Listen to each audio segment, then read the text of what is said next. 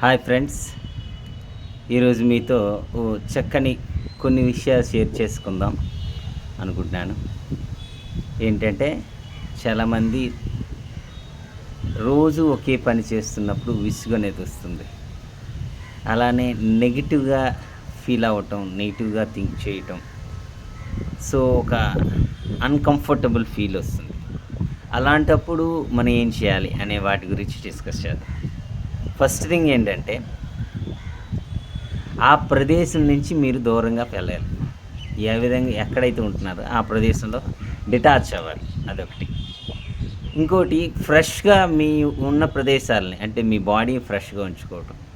బట్టల్ని బాగా ఫ్రెష్‌గా ఉంచుకోవడం. మీ దగ్గర ఉన్నటువంటి రూమ్‌ని క్లీన్‌గా ఉంచుకోవడం. ఇది కూడా మీ ఫ్రెష్‌నెస్‌కి ఎప్పుడైతే ట్రై చేస్తారో మైండ్‌లో కూడా ఫ్రెష్‌నెస్ వస్తుంది. నెక్స్ట్ థింగ్ ఏంటంటే నడవటం. It's best. నేచర్‌లో మీరు నడుస్తూ వెళ్ళటం అన్నది మీకు నిజంగా మీ మైండ్ నుంచి రిలాక్స్ ఇస్తది.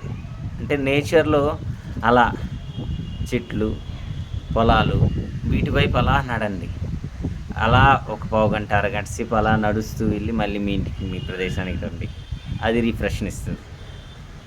ఇలా ఇంకోటేంటంటే, మీరు రొటీన్‌గా చేస్తున్న పనిని కొంచెం చిత్రంగా చేయండి. ఉదాహరణకు మీరు కుడి చేత్తో ఎప్పుడు రాస్తున్నారనుకోండి.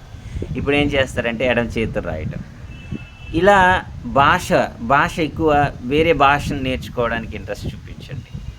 ఇట్లా మీరు ఏదైతే ఫీల్ అవుతున్నారో ఆ ఫీలింగ్ నుంచి ఫస్ట్ ఆఫ్ ఆల్ అక్కడ ఆ ఎనర్జీని ఆపి మీరు ఇంకో స్థితికి వచ్చినప్పుడు మీరు ఒక అనేజీ స్టేట్ నుంచి మంచి హ్యాపీనెస్ స్టేట్కి రావడానికి అవకాశం ఎక్కువగా ఉంటుంది.